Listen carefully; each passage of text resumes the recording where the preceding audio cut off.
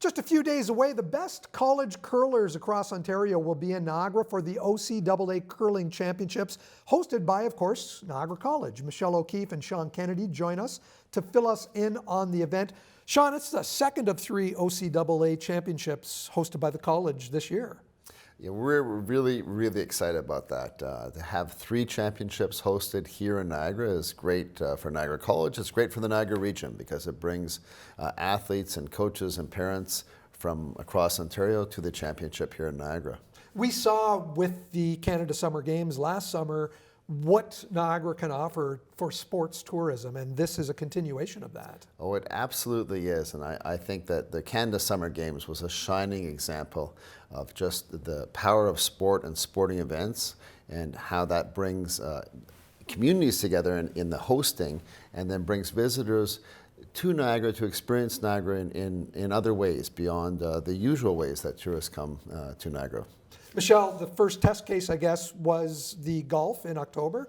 That was at Legends. How did that go? It was great. You know, our intercollegiate coordinator, Ray Sarkis, is second to none when it comes to organizing these events, and it was stellar. The competition was stiff, and it was beautiful weather, so can't ask for anything better than that. When you host these, does Niagara College get an automatic entry in each of those championships? Yes. That's, to me, a very critical part of it. Why do I want to host if I'm not in it? And, you know, I think the beauty of it is, even if your team is not at the top of the competition, they get to see what it looks like. So they know what they're aiming for. I'm a big supporter of visionary kind of observation. Right, because often they don't get a feel for what it takes to get to that next level unless they're there. Yeah, and they don't know what it looks like. They don't know how hard they have to work. Sean, you're is it the vice chair of the OCAA Curling? Vice chair of the OCAA board, which governs all athletics within the province of Ontario for the college system. And really proud to be on that board because I believe so fundamentally in the power of sport and the power of sport with the student athletes.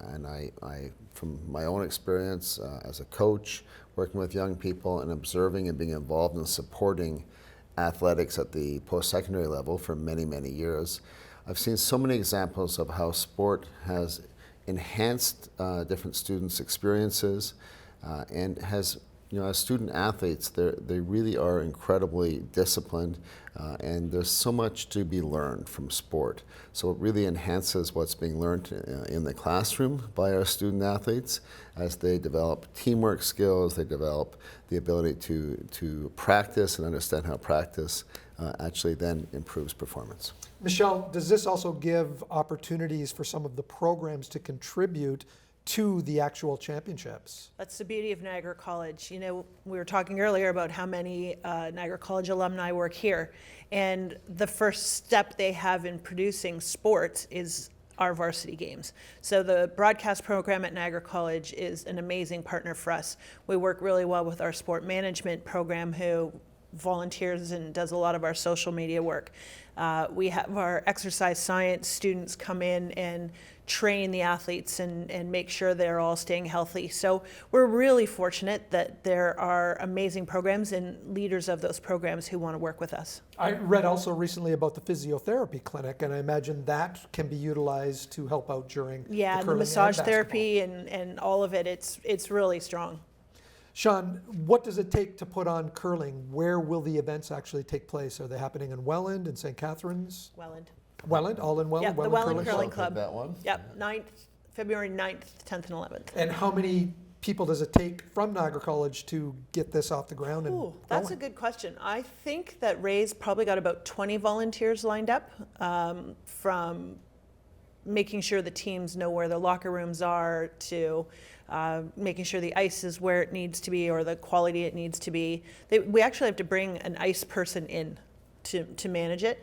And then the social media side, of course, there's a dinner to kick off. So lots of opportunities for involvement. And then in addition, I always think, just going back to your earlier question around the ecosystem that surrounds our varsity sports program, that engages students from other programs. We talked about massage therapy and physiotherapy.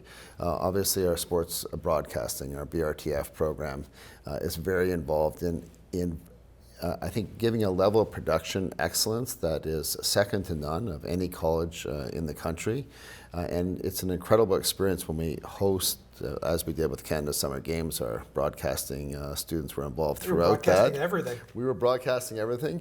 And so every time we host a provincial or national championship, it gives other opportunities for our students to practice their skills when it comes to providing really high-level coverage of different sporting events. And that certainly will be true with the curling as well. And also basketball in March. Women's basketball is coming to Niagara. Yeah. Early March, the 3rd, 4th, and 5th, we've got the OCAA Championships with 8 teams.